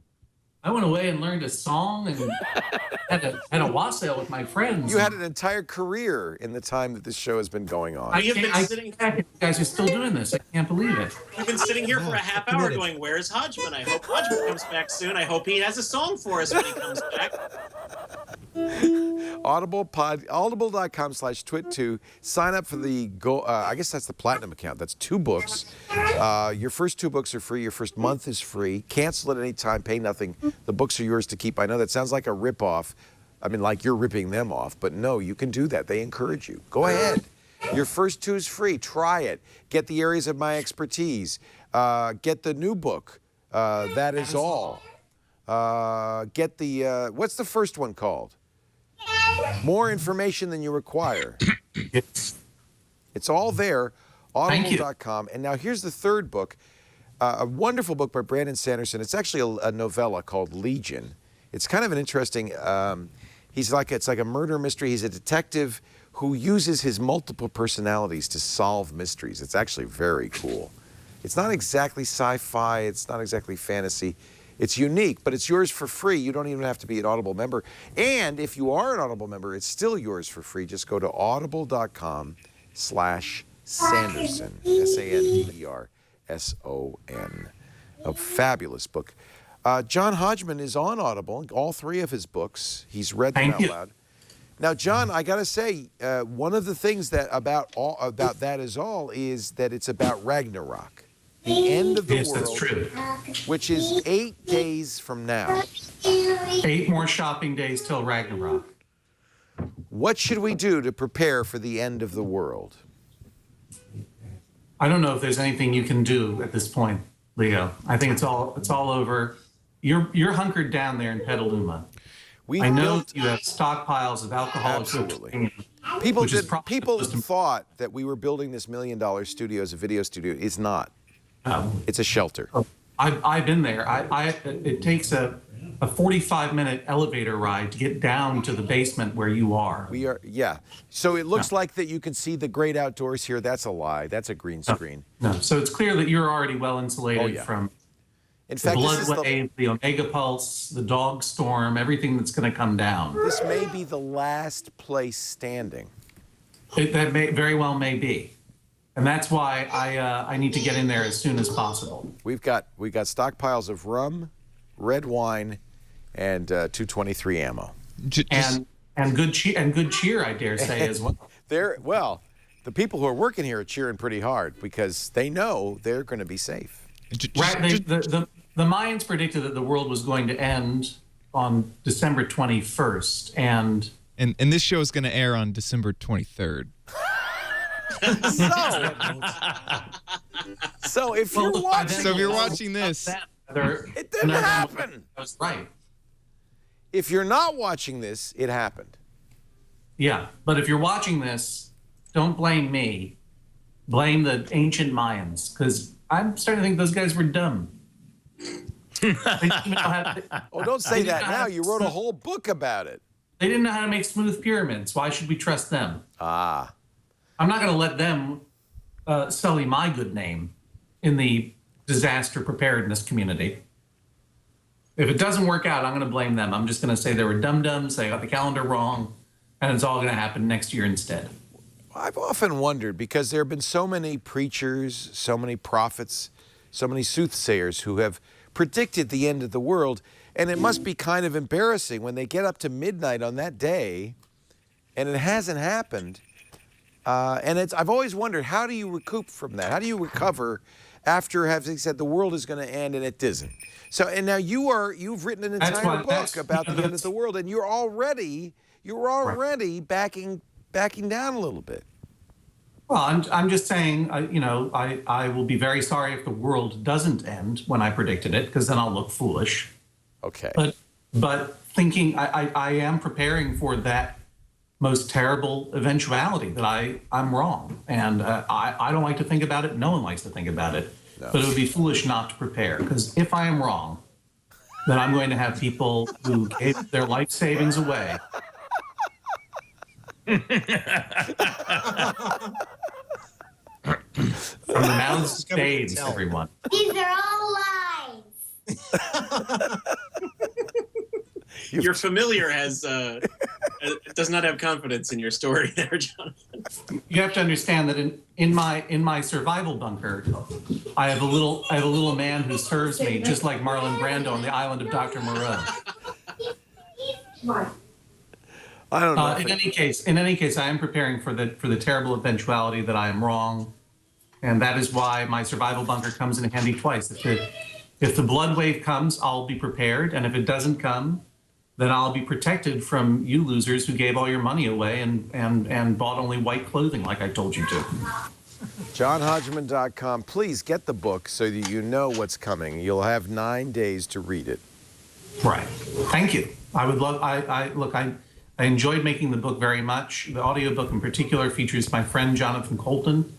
Yeah, if you'd been here, you probably would have heard us talk about that. Oh, well, Leo Laporte burn. John Potter came by. Here I am. Did you miss me? Oh, Paul Roderick. Apparently he's on it as well. Oh, shit. You can't say that. What's the matter with you? Oh, Drunk. boy. Drunk on Rumble Mints. John Hodgman's posset recipe will be on his website, johnhodgman.com. That's also where you can find out more about his book, That Is All, and upcoming engagements right up to the day of Ragnarok. On the day of Ragnarok, but this will have aired after Ragnarok. So if Ragnarok does not happen, may I say that Jesse Thorne and I will be doing a live Judge John Hodgman at Sketchfest in San Francisco, not very far from you, Leo. I love on that. January 25th of 2013. Oh, we should go to that. Yeah, you should. If you'd like to come, I'll put you on a list. Put me on the list. I'm on the list for Snoop Dogg on Saturday, and then I would be on the list for you in 3 weeks. All right, so you don't have to work. You don't have to brag. It's fine. It's a little brag. Small brag. Humble brag. Mm-hmm. Hey, John Roderick, is there anything you'd like to plug besides your fine group, the Winter Solstice? Long Winters.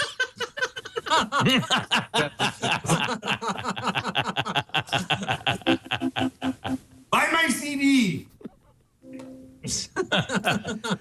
Roderick on the Line is a fantastic podcast. It is the reason that podcasts were invented. It is. Merlin Man, I made Merlin Man the man he is today. I made him famous with our show Mac Break Weekly, and then he just shuns us and goes on and does a series of fabulous podcasts without me. But that's okay.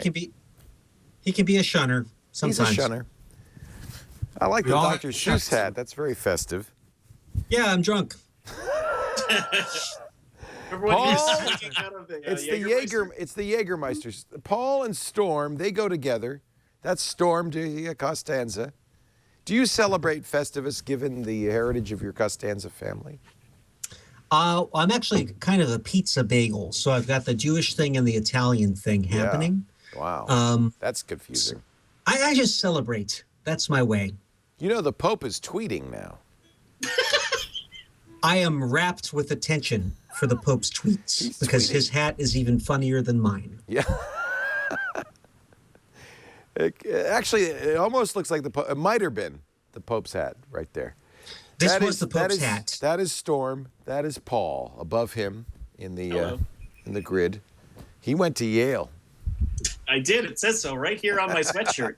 Actually, he went to Yale to get that sweatshirt. I just want to say that I can tell by the typography that's Yale as in lock, not Yale as in university. Yes. The workman's locksmith sweatshirt. That's just a locksmith's jumper. Oh, I have been discovered and undone. Curses. Undone! You can catch Paul and Storm also on Geek and Sundry and see their brand new show, which debuts when, sirs? January 15th. January 15. That's it. That'll be a day that lives in infamy. We hope. Many. What's it called again? It's called Learning Town. Learning Town dot.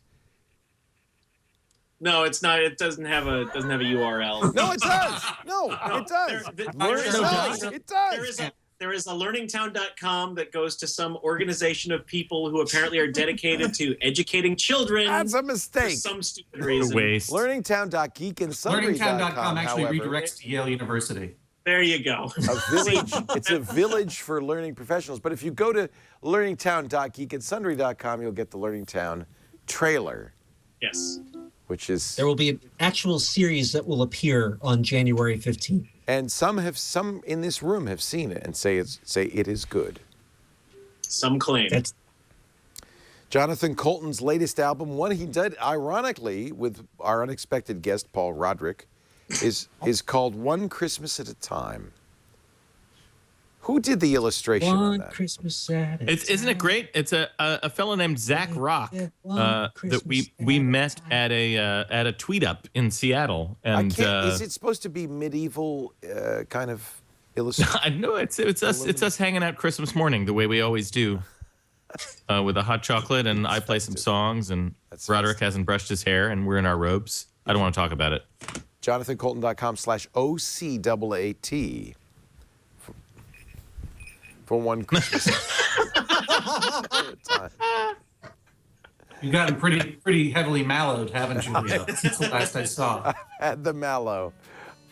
Ladies and gentlemen, we thank you so much for joining us for this special holiday edition of TWiT. The wrapping papers put away. That's John Roderick singing. See, if this were a normal song, I'd be able to talk up the intro, but it has some sort of strange convention at the beginning where the intro isn't where it should be. That's how we do. Yeah. You didn't play the guitar long enough at the beginning. Sorry. For me to say, I wish you all a very, whatever you celebrate, whether it is winter solstice or Festivus or Kwanzaa or Hanukkah or Christmas, that you have a wonderful holiday season. And we thank you for being here for what is inevitably going to be seen as the last Christmas ever. The last Christmas ever. The day TWiT jumped the shark. We thank you all for being here. Happy Festivus. We'll see you next time on This Week at TWiT. And now another TWiT is in the can. Yeah, Cthulhu photography. I've never meant those words more seriously.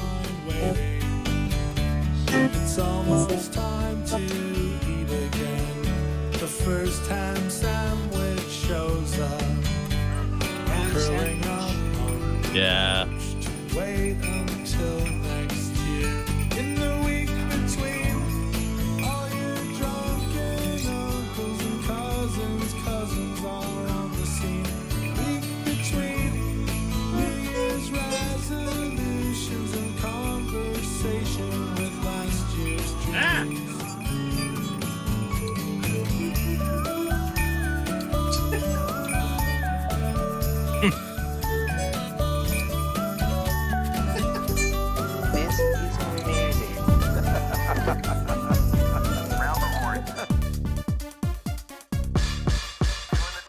Doing the TWiT. All right.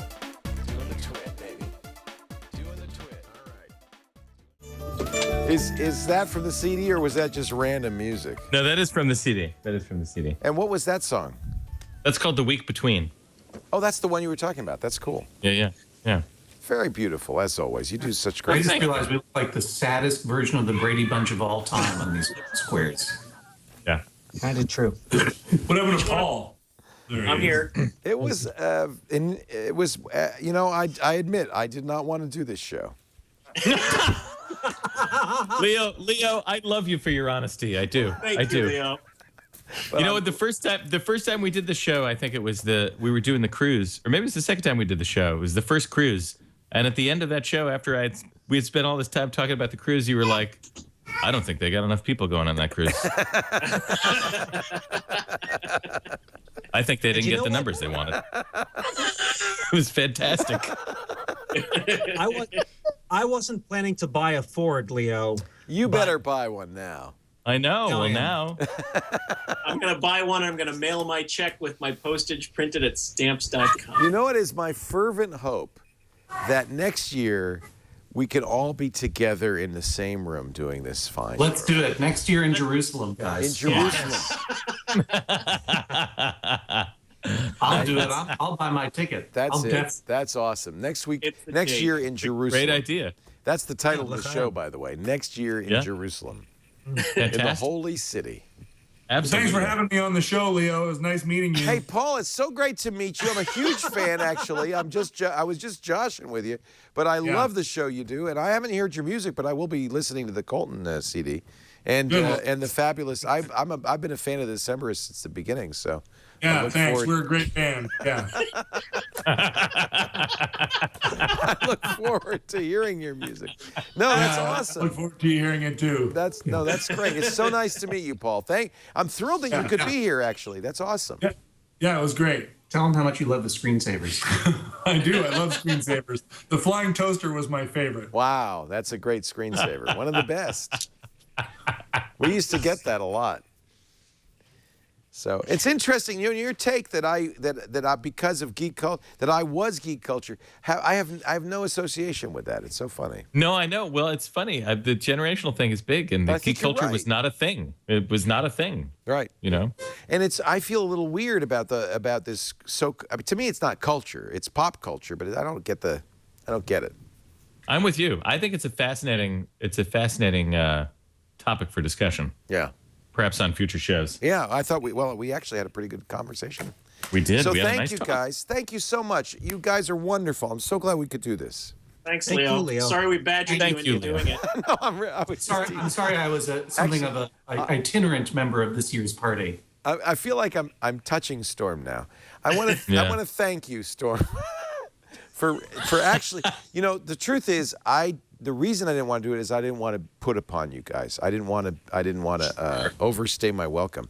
So I'm thrilled that you wanted to do it. Actually. Oh, it's totally fun. It's totally fun for me. I Really love fun. Yeah, way fun. We were thinking, oh, we can't make those guys. We can't make those guys do it all again. Huge lies, Leo. No, I'm actually dead serious here. I thought I can't. These guys are now all big celebrities, big stars. I can't make them do this again because they get no remuneration. This is the only time we see each other all year, Leo. Yeah, right. That's true. That's true. This is my only Oh, so opportunity. if we didn't do it, I wouldn't have to see you, Paul? Yeah, well, I mean, you could look at it that way if you want to. I'm going to see you for many days, and I'm looking forward to it. Are you That's right, guys as are am you I. guys going on the road together in your bathrobe? No, we're going going to to the sea cruise. together. Oh, the cruise. I think that's really amazing. You guys get to do a test cruise and then come back and do the real thing. Yeah, it is kind of amazing. Thanks for inviting me. Is that because you sell so many cabins? They do it for large enough groups. They do that kind of thing. That's awesome. For the management to go. And Guys, it's nice because one of the like children in this house is crying, so I got to go. I'm All right, sorry. see you, John. Take care. But I right. love you all very much, and Bye, merry and Jonathan. happy Anton LaVey-mas to you. See you soon, John. likewise. Bye. Do what thou wilt is the whole of the law. But as I was saying, it's nice because we actually get to have some semblance of a vacation on this one because on the next one it's so sort of we're just going and going, and when we're not working, we're being celebrities and all of that. Yeah, people don't realize that because I've done that for years. That when you're working on a cruise, it isn't a vacation as much because you have to perform.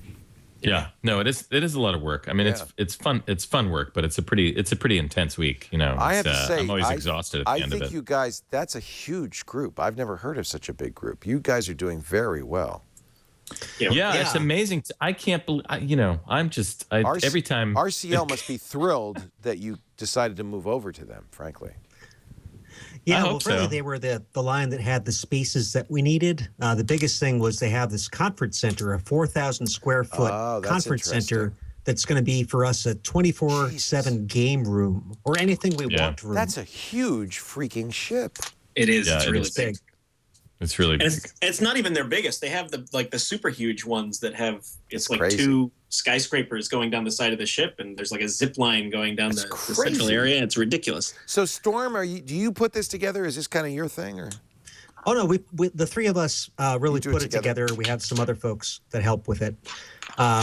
We each have Paul and Storm do an enormous amount of work for it. I mean, we've sort of all found our specializations. And me and my assistant, who has sort of become my manager, Drew, have sort of created the software that does the booking. And that's neat. Yeah, it's great. We've talked about doing a TWiT cruise. We were going to do a cruise to Hawaii in December, and I just decided it's too off-purpose for us. It distracts from the main job, and I don't really want the staff to enjoy themselves that much. It's too fun. Well, if you change your mind, give us a call. Give us a call. If we did a TWiT cruise, it would be great to bring you guys along. Oh, sure. Or if you need any pointers on the cruise biz. Well, the guy, I do these Insight cruises, formerly Geek cruises, and so the guy who does that was offering it a TWiT cruise. Oh, sure. So he does all the work. Sure, you got the hookup. Yeah.